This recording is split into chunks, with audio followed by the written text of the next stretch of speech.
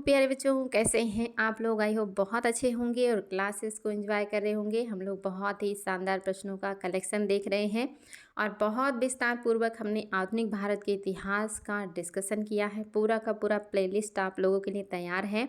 आप लोग अगर बार बार रिवीजन करते रहेंगे तो आप किसी भी एग्ज़ाम की तैयारी कर रहे होंगे, आईएएस, पीसीएस, समीक्षा अधिकारी, नेट, टीजीटी, पीजीटी, किसी भी एग्ज़ाम की तैयारी करेंगे तो आपको यहाँ से बहुत ज़्यादा हेल्प मिलने वाला है। तो चलिए शुरुआत करते हैं आज के क्लास की। और आज आपका पहला प्रश्न है, राजा राम मोहन राय ने एक साप्ताहिक पत्रिका प्रकाशित की, वह कौन थी? राजा राम मोहन राय के द्वारा एक साप्ताहिक पत्रिका प्रकाशित की जाती थी, आपको उसका नाम बताना है। पहला कह रहा है दिग्दर्शन, दूसरा कह रहा है समाचार दर्पण, तीसरा कह रहा है संवाद कौमुदी और चौथा कह रहा है बंगाल गजट। फटाफट बताएंगे बच्चा लोग, बहुत ही शानदार प्रश्न है और आप सभी को इसका उत्तर पता होना चाहिए। आपके हिसाब से क्या है जो सही हो जाएगा?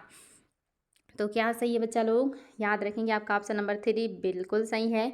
संवाद कौमुदी, राजा राम मोहन राय ने 1821 ईस्वी में संवाद कौमुदी जो आपका समाचार पत्र है इसका प्रकाशन किया था। और ये आपका कैसा है? साप्ताहिक पत्रिका है, साप्ताहिक है, ये भी याद रखिएगा, बहुत ही ज़्यादा इम्पॉर्टेंट है। और ये बंगाली पत्रिका है, ये भी याद रखिएगा। संवाद कौमुदी साप्ताहिक पत्रिका है, बंगाली पत्रिका है और कब प्रकाशित हो रहा था? 1821 में प्रकाशित हो रहा था। ये भी आपके लिए काफ़ी इम्पोर्टेंट प्रश्न है। चलिए देखते हैं आगे हमारा अगला प्रश्न क्या है। देखिए नेक्स्ट क्वेश्चन भी आपका बहुत ही शानदार है। फारसी पत्रिका तोहफत उल मोहिउद्दीन किसने प्रकाशित किया था? फारसी पत्रिका तोहफत उल मोहिउद्दीन किसकी पुस्तिका या पत्रिका है, आपको ये बताना है, जो कि फारसी में प्रकाशित होती थी। ये आपके लिए बहुत ही ज़्यादा महत्वपूर्ण है। आपका पहला ऑप्शन है देवेंद्रनाथ टैगोर, दूसरा है राजा राम मोहन राय, तीसरा है मौलाना आज़ाद और चौथा है सर सैयद अहमद खान। बताएंगे बच्चा लोग, तोहफत उल मोहिउद्दीन फारसी समाचार पत्र या पत्रिका किसके द्वारा प्रकाशित किया जाता था? तो आपका जो सही है वो है आपका ऑप्शन नंबर 2, राजा राम मोहन राय का ही है। फारसी भाषा में प्रकाशित होने वाली पत्रिका है, याद रखिएगा, बहुत ही ज़्यादा महत्वपूर्ण है। आयोग ने इसको पूछा हुआ है। अगला क्वेश्चन भी आपका बहुत ज़्यादा महत्वपूर्ण है। मीरात उल अखबार फारसी में किसकी कृति है? मीरात उल अखबार फारसी में किसकी कृति है, आपको ये बताना है। आपके सामने ऑप्शन राजा राम मोहन राय, सर सैयद अहमद खान, मुंशी प्रेमचंद या शाह वली उल्लाह। फटाफट देंगे बच्चा लोग जवाब। बहुत ही शानदार प्रश्न है और बहुत ही ज़्यादा महत्वपूर्ण, कई बार आयोग के द्वारा पूछा गया है। तो आपका जो सही है वो है आपका राजा राम मोहन राय, फारसी में प्रकाशित होता था ये आपका मीरात उल अखबार। वेरी वेरी इंपॉर्टेंट प्रश्न। अगला भी बहुत ही ज़्यादा इम्पॉर्टेंट है, पीसीएस में कई बार पूछा गया है। ड्यूटी ऑफ एज पुस्तक किसके द्वारा लिखी गई? ड्यूटी ऑफ एज पुस्तक किसके द्वारा लिखी गई है, आपको ये बताना है। और आपके सामने है ऑप्शन मेयो, लिटन, रिपन या कोई नहीं। बताएंगे बच्चा लोग, ड्यूटी ऑफ एज किसकी पुस्तक है, यानी कि इस युग का कर्तव्य, इसका हिंदी मीनिंग होगा। इस पुस्तक के लेखक का नाम है लॉर्ड रिपन और इन्होंने ये पुस्तक कब लिखी थी? 1852 ईस्वी में इन्होंने ये पुस्तक लिखी थी। ड्यूटी ऑफ एज या जिसको कहते हैं इस युग का कर्तव्य, बहुत इम्पॉर्टेंट है। ये लोकतंत्र के काफ़ी प्रशंसक हैं या प्रतिनिधित्व करता है। सबसे उदार और सबसे अच्छे गवर्नर जनरल जिनके टाइम पीरियड में आपका प्रथम सुव्यवस्थित जनगणना हुआ था, प्रथम फैक्ट्री एक्ट आया था, इन्हीं के टाइम पीरियड में आपने देखा था कि इल्बर्ट बिल विवाद भी हुआ था और इन्हीं के टाइम पीरियड में शिक्षा का हंटर कमीशन भी आया था। और यही इस्तीफा देने वाले ऐसे गवर्नर जनरल हैं जिन्होंने भारतीयों के लिए इस्तीफा दिया था। अगला देखिए, निम्नलिखित में से किस समाचार पत्र का प्रकाशन आयरिश महिला एनी बेसेंट के द्वारा किया जाता था? आपके सामने ऑप्शन है और आपको बताना इनमें से कौन सा समाचार पत्र है जिसका प्रकाशन एक आयरिश महिला एनी बेसेंट के द्वारा किया जाता था। पहला कह रहा है अल हिलाल, दूसरा कह रहा है द टाइम्स, तीसरा कह रहा है कॉमनवील और चौथा कह रहा है कॉमरेड।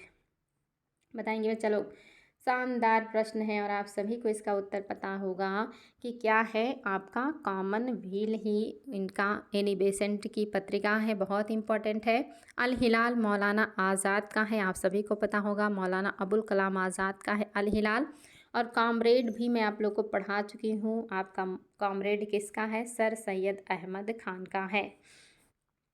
अगला क्वेश्चन भी आपका बहुत बहुत बहुत इंपॉर्टेंट है। कह रहा है गीता का अंग्रेजी अनुवाद लॉर्ड्स सॉन्ग नाम से किसने किया है। आपको बताना है गीता का अंग्रेजी अनुवाद लास्ट सॉन्ग के नाम से किसने किया, लास्ट सॉन्ग के नाम से किसने किया है। वेदर वर्ण, एनी बेसेंट, बदरुद्दीन तैयबजी या राजा राम मोहन राय। शानदार प्रश्न बच्चा लोग, दीजिएगा जवाब। गीता का अंग्रेजी अनुवाद लॉर्ड्स सॉन्ग के नाम से किसने किया है, एनी बेसेंट ने किया है। ये भी आयोग ने इसको पूछा हुआ है, तो याद रखिएगा, बहुत ही ज़्यादा महत्वपूर्ण है। चलिए आगे बढ़ते हैं। इन्होंने कॉमन व्हील और न्यू इंडिया नामक पत्रिकाएं भी प्रकाशित की थी। तत्वबोधिनी पत्रिका के संबंध में कौन संबंधित है। आपको बताना है जो तत्वबोधिनी पत्रिका है इससे कौन संबंधित हैं। राजा राम मोहन राय, रविन्द्रनाथ टैगोर, देवेंद्रनाथ टैगोर, द्वारिकानाथ टैगोर या इनमें से कोई नहीं। बताएंगे चलो कौन है जो तत्वबोधिनी पत्रिका से संबंधित है, और ये भी आपके लिए बहुत ही ज़्यादा इम्पोर्टेंट है। कौन हो जाएंगे। देवेंद्रनाथ टैगोर ने 1839 में तत्वबोधिनी सभा की स्थापना की थी और इसी के साथ इन्होंने मासिक पत्रिका तत्वबोधिनी भी प्रकाशित किया था। तो क्या हो जाएगा, देवेंद्रनाथ टैगोर। और कब का है तो ये भी याद रखिएगा, कब प्रकाशित किया इन्होंने, 1839 में इन्होंने तत्वबोधिनी सभा की भी स्थापना की थी और मासिक पत्रिका भी निकाला था जिसका नाम था तत्वबोधिनी। देवेंद्रनाथ टैगोर आप सभी लोग जानते हैं 1843 से इन्होंने ब्रह्म समाज का नेतृत्व संभाला था।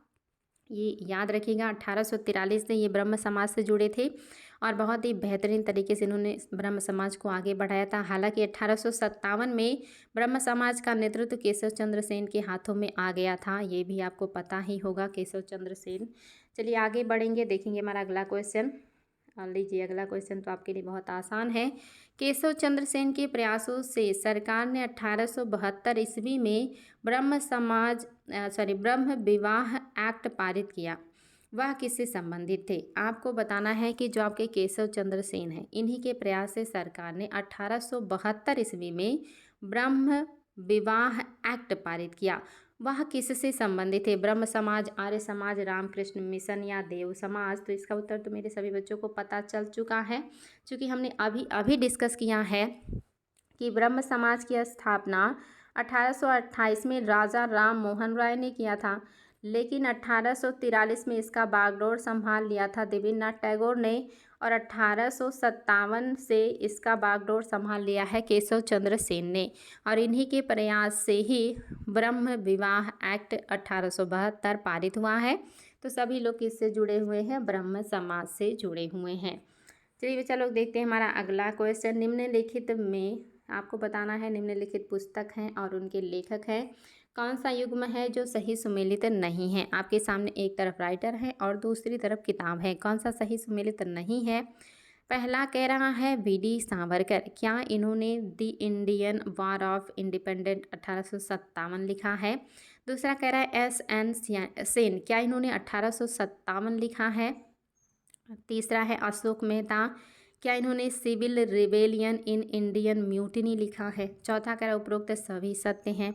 आपको बताना कौन सा है जो सत्य नहीं है। बहुत ही शानदार प्रश्न है, आयोग ने इसको कई बार पूछा हुआ है और ये रिपीटेड है। मैं इसको पहले भी करवा चुकी हूँ, 1857 वाले चैप्टर में मैंने बहुत ही शानदार तरीके से बताया था कि कौन कौन से राइटर्स ने कौन कौन सी बुक्स लिखी हैं 1857 की क्रांति के ऊपर।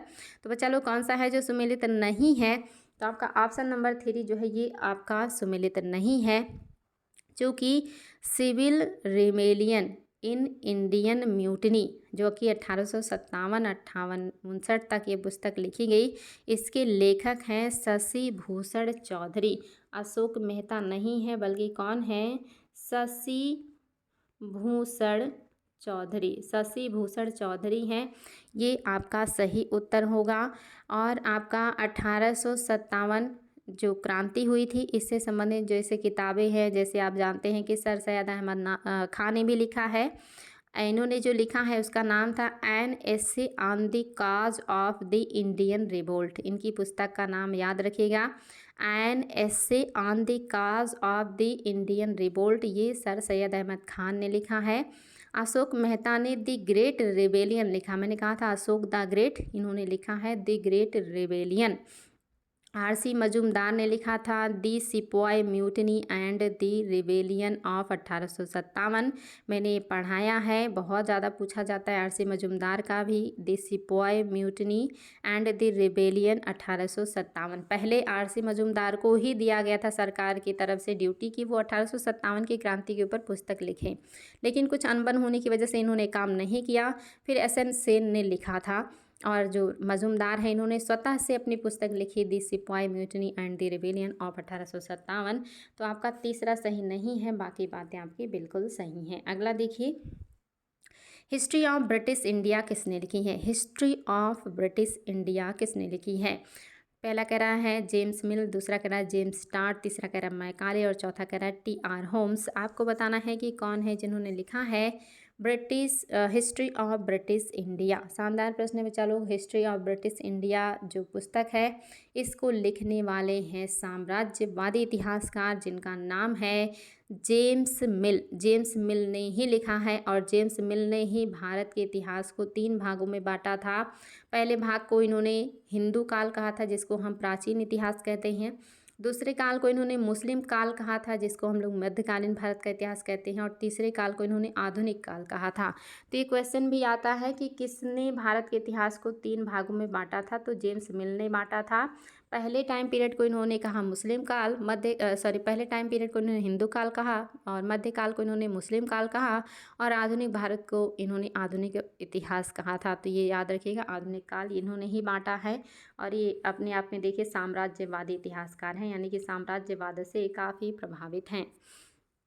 अगला क्वेश्चन है बंगाल का बाइबिल किसे कहा जाता है? आपको बताना है कि बंगाल का बाइबिल किसे कहा जाता है। आपके सामने है ऑप्शन आनंद मठ है, दूसरा है आपका गोरा, तीसरा है देवदास, और चौथा है आपका, अच्छा यहाँ राणा डी हो गया, कोई नहीं। आपको बताना 3 ऑप्शन है, इसमें से आप बता दीजिए कौन सा है जिसको बंगाल का बाइबिल कहा जाता है बच्चा लोग। तो आप सभी को पता होगा कि आपका जो आनंद मठ है इसी को बंगाल का बाइबिल कहा जाता है। आनंद मठ किसने लिखा है? आप सभी को पता होगा, बंकिम चंद्र चट्टोपाध्याय ने अपनी जो कृति है आनंद मठ, इसमें पहली बार वंदे मातरम नामक राष्ट्रीय गीत की रचना की थी। वंदे मातरम आप सभी को पता होगा, काफ़ी फेमस रचना है, काफ़ी फेमस जो है गीत है। और इन्हीं की जो कृति है आनंद मठ, इसको बंगाल का बाइबिल कहा जाता है। और आनंद मठ का जो कथानक है वो सन्यासी विद्रोह पर आधारित है। हम लोग ये सारी चीज़ें पहले ही पढ़ चुके हैं। अगला देखिए, बाल गंगाधर तिलक द्वारा राष्ट्रीयता को बढ़ावा देने हेतु अखबार निकाला जाता था। राजा राम मोहन राय के द्वारा राष्ट्रीयता को बढ़ावा देने के लिए कौन सा अखबार निकाला जाता था? आपको ये बताना है बच्चा लोग। बहुत ही शानदार प्रश्न है, आप सभी के सामने है। ऑप्शन पहला है देशभक्ति, दूसरा है केसरी, तीसरा है युगांतर, और चौथा है क्रांति। आपके हिसाब से क्या है जो कि सही हो जाएगा? तो याद रखेंगे बच्चा लोग, क्या सही हो जाएगा आपका? ऑप्शन नंबर 2 बिल्कुल सही है, केसरी। बाल गंगाधर तिलक जो हैं इन्होंने मराठा और आपका केसरी 2 समाचार पत्र का प्रकाशन किया था। इन्होंने गीता रहस्य नामक पुस्तक भी लिखी है। तो ये क्या कर रहे हैं? राष्ट्रीयता के चीज़ मतलब भावना को बढ़ावा दे रहे हैं। किसके माध्यम से? केसरी के माध्यम से। आपका जो ऑप्शन नंबर 2 है ये बिल्कुल सही है, आपका केसरी। इन्होंने ही 1893 में गणपति महोत्सव मनाना शुरू किया था महाराष्ट्र में, और इन्होंने 1894-95 में शिवाजी महोत्सव भी मनाना शुरू किया था। इनको लोकमान्य भी कहा जाता है, और भारत का बेताज बादशाह के नाम से भी जाने जाते हैं ये। अगला देखिए, आवाज़ इन रिवोल्ट पुस्तक, नहीं यहाँ होगा अवध, यहाँ पे होगा अवध इन रिवोल्ट, अवध इन रिवोल्ट। अवध इन रिवोल्ट पुस्तक किसकी है? गोखले की है, एस.एन. सेन की है, रुद्रांश मुखर्जी का है, या H.D. चौधरी का है? आपको बताना है अवध इन रिवोल्ट पुस्तक जो कि 1857-58 में ही लिखी गई है, उसी समय क्रांति के समय ही लिखा गया है उत्तर प्रदेश के ऊपर। किसने लिखा है आपको ये बताना है बच्चा लोग, फटाफट दीजिएगा जवाब, बहुत ही ज़्यादा इंपॉर्टेंट है। अवध के ऊपर लिखा गया है, रुद्रांशु मुखर्जी का है ये। अवध इन रिवोल्ट 1857-58 में ये पुस्तक रुद्रांशु मुखर्जी के द्वारा लिखा गया था। Civil rebellion in the India, ये S.B. चौधरी का है, आपको पता ही है। इसके अलावा आपने ये भी देखा था कि the sepoy mutiny and revolt of 1857, ये मजूमदार का, ये भी याद रखिएगा, इसी पे लिखा गया है। और 1857 या 1850 जो है 7, ये पुस्तक S.N. सेन का है, जो कि सरकार के कहने पे लिखा है इन्होंने 1857 की क्रांति के ऊपर ही। अगला देखिए, दी बंगाली समाचार पत्र का प्रकाशन किसने प्रारंभ किया था? दी बंगाली समाचार पत्र का प्रकाशन किसने प्रारंभ किया? पहला कह रहा है सुरेंद्र नाथ बनर्जी, दूसरा कह रहा है मोतीलाल घोष, तीसरा कह रहा है गोपाल कृष्ण गोखले और चौथा कह रहा है जी सुब्रमण्यम। बताएंगे बच्चा लोग, दी बंगाली नामक समाचार पत्र का प्रकाशन किसके द्वारा किया जाता था? तो याद रखेंगे कौन हो जाएंगे, सुरेंद्र नाथ बनर्जी। और कब करते थे ये? 1879 में इन्होंने दी बंगाली समाचार पत्र का प्रकाशन किया था, 1879 से। क्या नाम है? सुरेंद्र नाथ बनर्जी। सुरेंद्र नाथ बनर्जी को आधुनिक बंगाल का निर्माता और बंगाल के शेर के नाम से भी जाना जाता है, ये चीज़ भी याद रखिएगा। और हमने पहले भी पढ़ा है कि इन्होंने 1876 में इंडियन एसोसिएशन नामक संस्था की स्थापना भी की थी। इंडियन एसोसिएशन को 1886 में कांग्रेस में मिला लिया गया था। आपने ये सारी चीज़ें पढ़ी हैं। और इनकी पुस्तक बहुत ही शानदार है, a nation in making, a nation in A making, ये भी इनकी पुस्तक है, हम लोग पढ़ चुके हैं।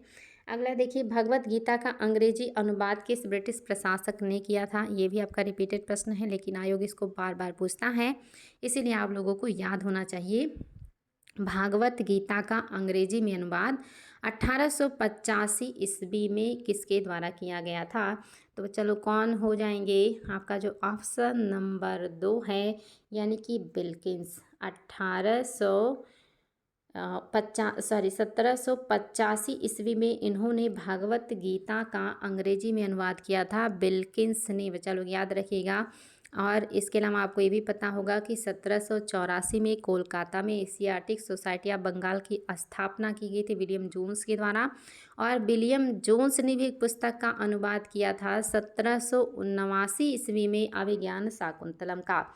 जो विलियम जोन्स हैं, ये 1789 में एक पुस्तक का अंग्रेजी में अनुवाद करते हैं, उसका नाम क्या था? अभिज्ञान शाकुंतलम। बहुत ही शानदार है, ये सारे प्रश्न आयोग के द्वारा पूछे गए हैं, अभिज्ञान शाकुंतलम। वॉइस ऑफ इंडिया के संपादक कौन थे? वॉइस ऑफ इंडिया के संपादक कौन थे? B.M. मालाबारी, एलियट या विलियम या कॉलिंग क्लार्क? बताएंगे वॉइस ऑफ इंडिया के संपादक कौन थे? बच्चा लोग शानदार प्रश्न है और आप सभी को इसका उत्तर पता होना चाहिए। कौन हो जाएंगे वॉइस ऑफ इंडिया के संपादक? तो याद रखेंगे कौन हो जाएंगे। आपका जो ऑप्शन नंबर सही है वो है option number first, B.M. Malabari. B.M. Malabari के द्वारा वॉइस ऑफ इंडिया का संपादन किया जाता था। हालांकि वॉइस ऑफ इंडिया के संपादक दादा भाई नौरोजी भी थे। नौरोजी की मदद में आपके B.M. मालाबारी भी थे, नौरोजी फरदून जी भी थे, S.S. बंगाली भी थे। कई लोग इसमें मिले थे, जिसमें मेन जो रोल था वो दादा भाई नौरोजी का था। लेकिन ऑप्शन में चूँकि दादा भाई नौरोजी नहीं है, इसलिए आपका B.M. मालाबारी सही हो जाएगा। दादा भाई नौरोजी ने गुजराती में एक और पत्रिका का प्रकाशन किया था, जिसका नाम था रस्त गोफ्तार। आयोग के द्वारा कई बार पूछा जाता है, रस्त गोफ्तार पत्रिका किसकी थी? तो ये भी दादा भाई नौरोजी की ही है। बहुत ही शानदार है ये सारे प्रश्न आपके लिए, इसको याद रखिएगा बच्चा लोग। ऑप्शन नंबर आपका फर्स्ट सही हो गया है। अगला देखिए, निम्नलिखित में से किसने सोम प्रकाश समाचार पत्र प्रारंभ किया था? ये आपका रिपीटेड प्रश्न है, तो आप सभी को इसका उत्तर पता होगा। बताएंगे क्या हो जाएगा, सोम प्रकाश समाचार पत्र का प्रारंभ किसने किया था? पहला ऑप्शन है राजा राम मोहन राय, दूसरा है ईश्वर चंद्र विद्यासागर, तीसरा है दयानंद सरस्वती और चौथा है केशव चंद्र सेन। बताएंगे बच्चा लोग आपके हिसाब से क्या है जो सही है? तो ये भी आपके लिए बहुत ही ज़्यादा महत्वपूर्ण है। क्या सही हो जाएगा? आपका ऑप्शन नंबर जो 2 है बिल्कुल सही है। ईश्वर चंद्र विद्यासागर के द्वारा ही सोम प्रकाश समाचार पत्र का प्रारंभ किया गया था? ईश्वर चंद्र विद्यासागर के प्रयास से ही 1856 में हिंदू विधवा पुनर्विवाह अधिनियम भी लागू हो पाया था। ये भी याद रखिएगा, बहुत ही ज़्यादा इम्पॉर्टेंट है। वो शिक्षक भी थे और समाज सुधारक भी थे और देखिए समाचार पत्र के संपादक भी हैं। अगला, भारत में हेराल्ड साप्ताहिक समाचार पत्र का प्रकाशन किस शहर से होता था? आपको बताना है भारत में हेराल्ड साप्ताहिक समाचार पत्र का प्रकाशन किस शहर से होता था? दिल्ली, मुंबई, कोलकाता या मद्रास? बहुत ही शानदार प्रश्न है बच्चा लोग। आपको बताना है कि आपके भारत में हेराल्ड साप्ताहिक समाचार पत्र का प्रकाशन किस शहर से होता था। तो याद रखिएगा, आपका बहुत ही ज़्यादा महत्वपूर्ण है। 18वीं शताब्दी के अंत तक बम्बई में हेराल्ड नामक साप्ताहिक समाचार पत्र का प्रकाशन होता था। ये आपके लिए काफ़ी इम्पोर्टेंट है। बंगाल से उस समय कोलकाता कैरियर प्रकाशित होता था और इसके अलावा एशियाटिक मिरर का भी प्रकाशन होता था। मद्रास से मद्रास कैरियर का और मद्रास गजट का प्रकाशन होता था। तो ये सारी चीज़ें याद रखनी है आपको। ऑप्शन नंबर 2 आपका बिल्कुल सही है, मुंबई। चलिए आगे बढ़ते हैं। और भारत में आधुनिक भारत के जो प्रेस है इसके संपादक कौन है? तो ये भी याद रखिएगा, पुर्तगालियों ने भारत में प्रेस की स्थापना की थी और पहला जो प्रेस है ये विलियम बोल्ट के द्वारा स्थापित किया गया था। विलियम बोल्ट ने पहला प्रेस स्थापित किया था 1766 में और 1780 में जेम्स ऑगस्टस हिक्की ने सबसे पहला समाचार पत्र प्रकाशित किया था जिसका नाम था बंगाल गजट। आप लोगों को ये सारी चीज़ें मैं पढ़ा चुकी हूँ। तो कभी ये पूछे कि आधुनिक भारतीय प्रेस का जन्मदाता या प्रारंभकर्ता कौन है, तो विलियम बोल्ट हैं। और आधुनिक भारत में समाचार पत्र का पहला प्रकाशक कौन है, तो विलियम हिक्की हैं। दोनों बातों में अंतर है, याद रखिएगा। अगला क्वेश्चन देखिएगा, महात्मा गांधी की हत्या के समय किस समाचार पत्र ने लिखा कि वह राजनीतिज्ञों में महात्मा और महात्माओं में राजनीतिज्ञ थे? आपको बताना है कि जब महात्मा गांधी की हत्या हुई उस समय किस समाचार पत्र ने लिखा कि वह राजनीतिज्ञों में महात्मा और महात्माओं में राजनीतिज्ञ थे? तो आपके सामने है ऑप्शन, पायनियर है, मैनचेस्टर है और मैनचेस्टर गार्जियन है। यहाँ पे होगा मैनचेस्टर। मैनचेस्टर, मैं फिर से लिख दे रही हूँ, मैनचेस्टर गार्जियन और चौथा है स्टेटमैन। इसमें से कौन सा है जिसने ये बात कही है, आपको ये बताना है। तो याद रखेंगे बच्चा लोग, क्या है जो सही हो जाएगा? महात्मा गांधी की हत्या के समय मैनचेस्टर गार्जियन या गार्डियन समाचार पत्र ने लिखा है कि वह राजनीतिज्ञों में महात्मा और महात्माओं में राजनीतिज्ञ थे। इसके अलावा आपने ये भी देखा होगा कि अल्बर्ट आइंस्टीन ने गांधी जी के विषय में कहा था कि आने वाली पीढ़ियां शायद ही यह विश्वास कर पाएंगी कि कभी हाड़ मांस का एक पुतला धरती पर चला भी था। जवाहरलाल नेहरू जो हैं ये भी कहते हैं कि आप राष्ट्रपिता नहीं रहे और हमारे आंखों के सामने अंधेरा छा गया है, हमें कुछ दिखाई नहीं दे रहा है। तो ऑप्शन नंबर आपका 3 बिल्कुल सही है। आपका ऑप्शन नंबर 3 सही हो जाएगा। अगला क्वेश्चन देखिए, किस वर्ष हरिजन साप्ताहिक सर्वप्रथम प्रकाशित हुआ? ये क्वेश्चन तो बार बार पूछा जाता है और हम लोगों ने इसके बारे में काफ़ी कुछ पहले भी डिस्कशन कर लिया है कि हरिजन का संपादन किसने किया, कब किया था। तो ये सारी चीज़ें आप सभी को मैं पहले भी बता चुकी हूँ, आज ये रिपीटेड है। बच्चा लोग बताएंगे क्या है जो सही हो जाएगा। तो आपके सामने ऑप्शन है 1935, 1934, 1932, 1933। तो आपके हिसाब से क्या है जो सही है? वो है आपका ऑप्शन नंबर 4 1933। 1933 में साप्ताहिक पत्र हरिजन सर्वप्रथम प्रकाशित हुआ था, इसलिए आपका ये ऑप्शन बिल्कुल सही हो जाएगा। जो आपके महात्मा गांधी हैं इन्होंने एक साप्ताहिक पत्र हरिजन जिसको कहा जाता है 1932 में इसको मतलब जो है स्थापित किया था और ये 33 से प्रकाशित होना शुरू कर दिया था। यानी कि प्रकाशन कब से शुरू हुआ है? 33 से, लेकिन स्थापित कब हो गया था? तो 32 में ही स्थापित हो गया था। और इसके प्रथम अध्यक्ष कौन थे? मैं आपको बताई थी, घनश्याम दास बिड़ला थे और महासचिव AB ठक्कर थे। ये भी याद रखिएगा, अध्यक्ष कौन थे? तो बिड़ला थे, अध्यक्ष बिड़ला थे और इसके सचिव कौन थे? AB ठक्कर थे, AB ठक्कर। ये भी याद रखिएगा, कई बार आया है कि इसके पहले अध्यक्ष कौन थे? घनश्याम दास बिड़ला और इसके पहले महासचिव कौन थे? AB ठक्कर थे। बहुत ही ज़्यादा महत्वपूर्ण है, कई बार पूछा जाता है किसने प्रकाशित किया, कब प्रकाशित किया, कैसी पत्रिका है, कौन अध्यक्ष था, कौन महासचिव थे। तो ये सारे एक क्वेश्चन से आपके 4-5 क्वेश्चन क्लियर हो रहे हैं। तो बच्चा याद रखिएगा आप लोग, साप्ताहिक पत्र है 32 में स्थापित हुआ, 33 से प्रकाशन शुरू हुआ। अध्यक्ष बिटला हैं और सचिव AB ठक्कर। अगला देखिए, दी वंदे मातरम पंजाबी, दी पीपुल, तरुण भारत तथा ऑटोबायोग्राफिकल राइटिंग किसकी कृतियां हैं? आपके सामने कुछ पुस्तकों के नाम हैं जो अपने आप में बहुत ही शानदार हैं। आपको बताना है दी वंदे मातरम पंजाबी, दी पीपुल, तरुण भारत तथा ऑटोबायोग्राफिकल राइटिंग। आपको बताना है ये पुस्तक, पत्र पत्रिकाएँ जो भी हैं ये किसने लिखी हैं? गांधी ने, लाला लाजपत राय ने, बिपिन चंद्र पाल ने या मोहम्मद इकबाल ने? बताएंगे बच्चा लोग। शानदार प्रश्न है और कई सारे प्रश्नों को समाहित किए हुए हैं। कौन हो जाएंगे? लाला लाजपत राय का है ये, पंजाब केसरी इन्हीं को कहा जाता था। द पीपुल, तरुण भारत, दी वंदे मातरम और ऑटोबायोग्राफिकल राइटिंग, ये सारे आपके लाला लाजपत राय की पुस्तकें हैं। और इन्होंने यंग इंडिया नामक पुस्तक भी लिखा है। लेकिन समाचार पत्र यंग इंडिया किसने निकाला था? महात्मा गांधी ने निकाला था। हम ये सारी चीज़ें पढ़ चुके हैं। महात्मा गांधी ने इंडियन ओपिनियन नामक अखबार भी निकाला था, ये भी याद रखिएगा। लेकिन ये दक्षिण अफ्रीका में निकाला था। और इंडियन ओपिनियन गुजराती, हिंदी, तमिल और अंग्रेजी में छपता था। हम लोग पढ़ चुके हैं, गुजराती, हिंदी, तमिल और अंग्रेजी में छपता था Indian opinion. Very very important. अगला देखिए, the economic history of India के लेखक। The economic history of India के लेखक कौन हैं? दादा भाई नौरोजी, जी सुब्रमण्यम अय्यर या पृथ्वी चंद्र राय या रमेश चंद्र दत्त?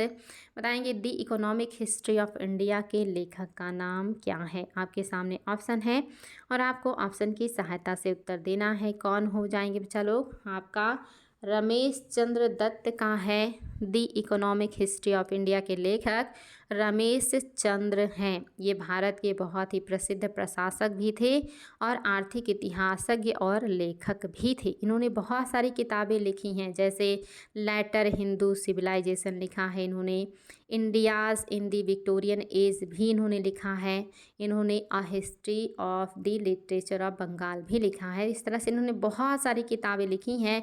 काफ़ी शानदार ये प्रश्न है और बहुत इम्पोर्टेंट। जजमानी प्रथा का उल्लेख करने वाले उपन्यास गण देवता की रचना की गई थी।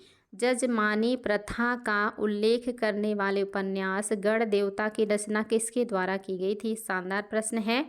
मुंशी प्रेमचंद हैं, बाल शास्त्री जावेकर हैं या तारा शंकर बंडोपाध्याय हैं या बंकिम चंद्र चटर्जी हैं? जजमानी प्रथा का उल्लेख करने वाले उपन्यास गण देवता की रचना किसने किया है? बच्चा लोग बहुत ही शानदार प्रश्न है, याद रखिएगा। इस जो आपका जजमानी प्रथा है इसका उल्लेख करने वाला जो उपन्यास गण देवता है इसकी रचना तारा शंकर बंदोपाध्याय ने किया है। ऑप्शन नंबर 3 आपका बिल्कुल सही है, तारा शंकर बंदोपाध्याय। इसके लिए इनको ज्ञानपीठ पुरस्कार भी दिया गया था। काफ़ी फेमस कृति है आपका गण देवता, तारा शंकर बंदोपाध्याय। अगला देखिए, आपके लिए काफ़ी शानदार प्रश्न है। कह रहा है London guide, a guide to health, green pamphlet, Sarvodaya, Satyagraha आदि पत्र पत्रिकाएं और पुस्तकें किसकी हैं? आपको बताना है ये जो पत्र पत्रिकाएं आपके सामने लिखी गई हैं और या जो पुस्तकें हैं इनका सम्मिश्रण है पत्र पत्रिकाएं और पुस्तकों का, ये किसके द्वारा लिखा गया है? शानदार प्रश्न बच्चा लोग, तो संभाल के उत्तर दीजिएगा आप सभी लोग। आपके सामने ऑप्शन है महात्मा गांधी, राणा डे, गोपाल कृष्ण गोखले और हैं तिलक। आपके सामने 4 ऑप्शन हैं और चारों को देख लीजिए और फिर बता दीजिए कि आपका लंदन गाइड, इसके अलावा a guide to health, green pamphlet, इसके अलावा आपका सर्वोदय, सत्याग्रह आदि जो पत्रिकाएं हैं, जो पुस्तकें हैं, ये किसके द्वारा प्रकाशित किया जाता था?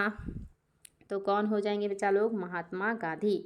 महात्मा गांधी ने ही London guide, a guide to health, green pamphlet, Hind Swaraj, Sarvodaya, Navjivan, Harijan, Satyagraha ऐसे बहुत सारे पत्र पत्रिकाएं पुस्तकें सबका क्या किया? प्रकाशन किया।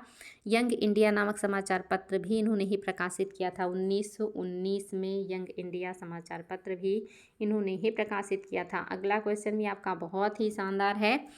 आपको बताना है बेताल पंचविंशति बांग्ला इतिहास बंगाल समाचार पत्र जीवन चरित्र आदि कृतियाँ किसकी हैं। आपके सामने कुछ कृतियाँ दी हुई हैं, आपको बताना है ये किस महानुभाव के द्वारा लिखा गया है। आपके सामने है ऑप्शन। पहला ऑप्शन है ईश्वर चंद्र विद्यासागर, दूसरा है दयानंद सरस्वती, तीसरा है राजा राम मोहन राय और चौथा है आपका केशव चंद्र सेन। चलिए बच्चा लोग दीजिएगा जवाब, आपके हिसाब से क्या है जो कि सही हो जाएगा। शानदार प्रश्न है और आपके लिए नया भी होगा, मुझे पूरा उम्मीद है। इसलिए मैं आप लोगों को थोड़ा समय दे रही हूँ कि आप लोग इसको आसानी से उत्तर तक पहुँच सकें और आसानी से उत्तर बता सकें। तो बच्चा लोग क्या है जो सही हो जाएगा, दीजिएगा जवाब। तो क्या सही बच्चा लोग, आपका ऑप्शन नंबर जो सही है वो है पहला ईश्वर चंद विद्यासागर। ईश्वर चंद विद्यासागर जिन्होंने सोम प्रकाश समाचार पत्र प्रारंभ किया था, इन्होंने ही बैताल पंचविंशति, बंगला इतिहास, बंगाल समाचार पत्र, जीवन चरित्र आदि जो उनके समाचार पत्र पत्रिकाएं और कृतियाँ हैं इन्हीं से संबंधित हैं। तो याद रखेंगे आपका ऑप्शन नंबर फर्स्ट सही है, ईश्वर चंद विद्यासागर। तो उम्मीद है बच्चा लोग आपकी पत्र पत्रिकाएं और पुस्तकों का ये क्लास आपको अच्छा लगा होगा। यहाँ से आयोग क्वेश्चन बहुत ही ज़्यादा पूछता है, चाहे किसी भी तरह का एग्ज़ाम हो, प्रश्न यहाँ से बनते ही बनते हैं। तो खूब अच्छे से मेहनत कीजिए, रिवीजन ज़रूर करते रहिएगा। आप लोग बहुत कॉन्फिडेंस में रहते हैं, रिवीजन नहीं करते हैं और ये आप लोग की बहुत बड़ी गलती है। तो आज के लिए इतना ही, फिर मिलेंगे ऐसे शानदार प्रश्नों के साथ। Thank you so much.